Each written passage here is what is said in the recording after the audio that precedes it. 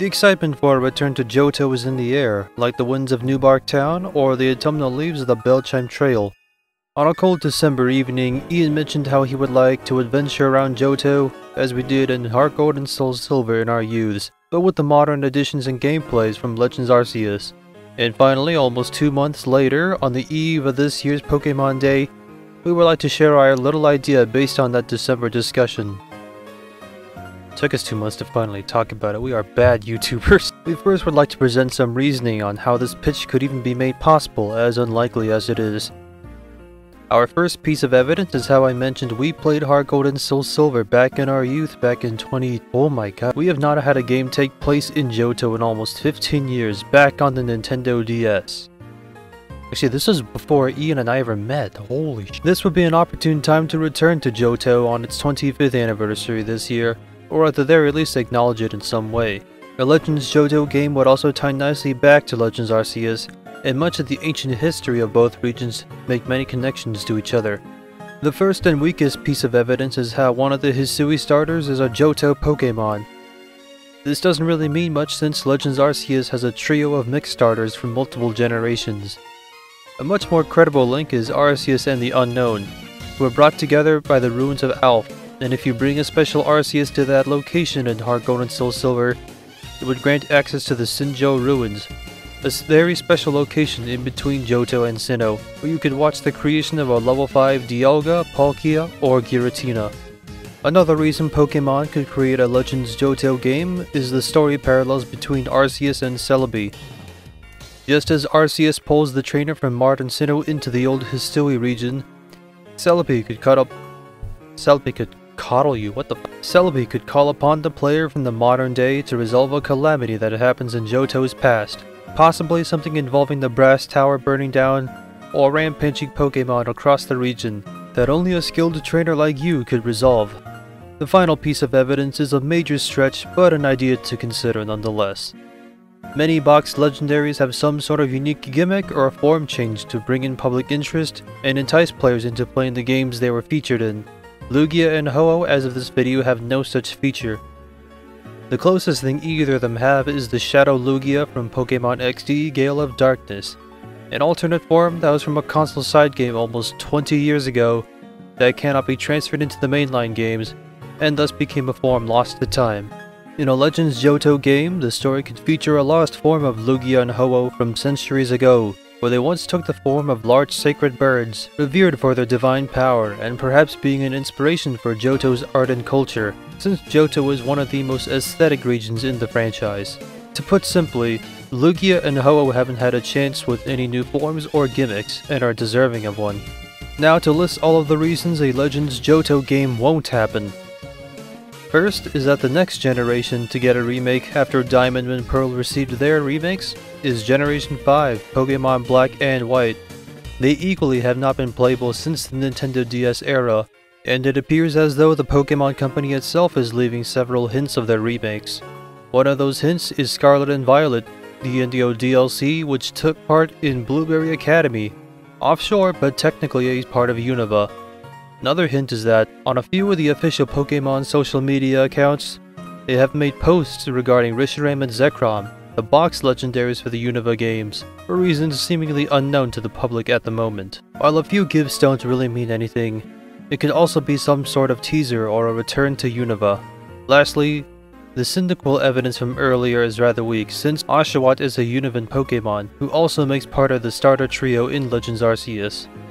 With these points, we acknowledge that a Legends Johto game isn't guaranteed, or that a Unova remake is either. Perhaps both sets of games are possible. ILCA or another third party develops the Unova remakes, whilst one of the dev teams at Game Freak could work on this hypothetical Legends Johto game. Though if we could hope and dream just a little, here are a couple ideas Ian and I had for our hypothetical Legends Johto game.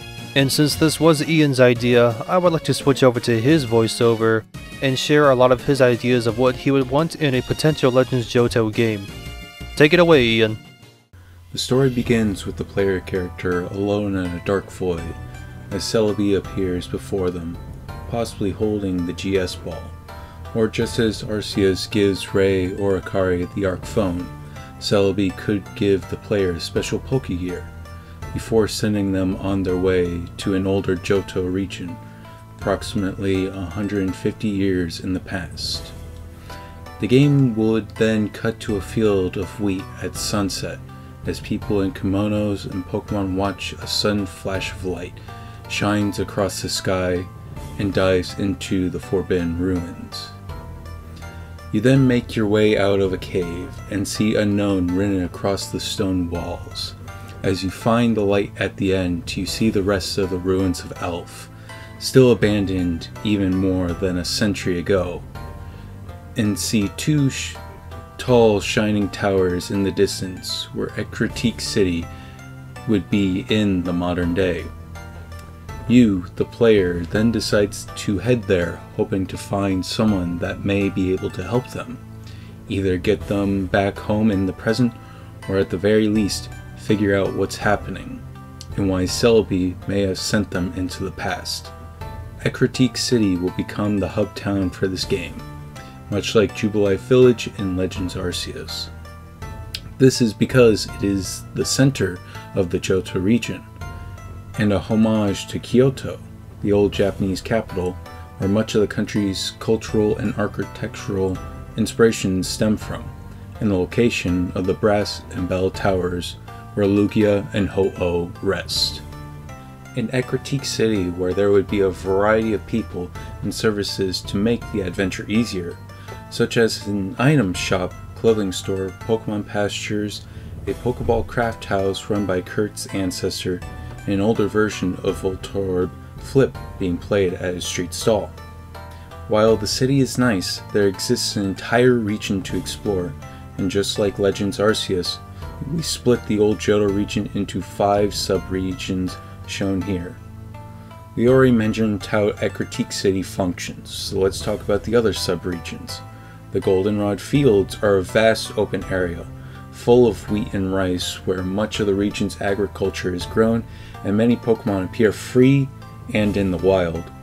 The Violet Forests are a large wooded area, where many forests and bug Pokemon appear, with the encounter tables changing drastically based on the time of day. Cinewood Sea is the coastal section of the region, where many aquatic Pokemon call their home, as you are able to traverse the coasts or the open seas. And finally, to the east is the Blackthorn Mountains, where mountainous Pokemon live alongside the ice Pokemon living in the Ice Path and freshwater Pokemon in the Lake of Rage. The Ruins of Alph will be a miniature sub-area, with mainly story relevance and not much to explore. The only Pokemon found there are unknown. After you collect the entire alphabet across Johto, just like in Legends Arceus.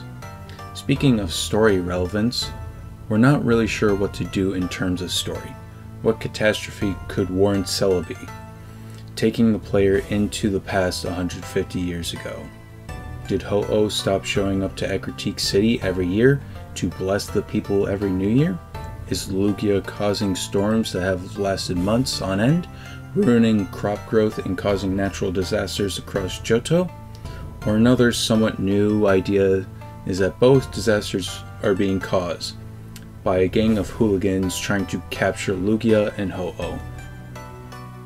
And by the story's end, they turn out to be the precursor to Team Rocket.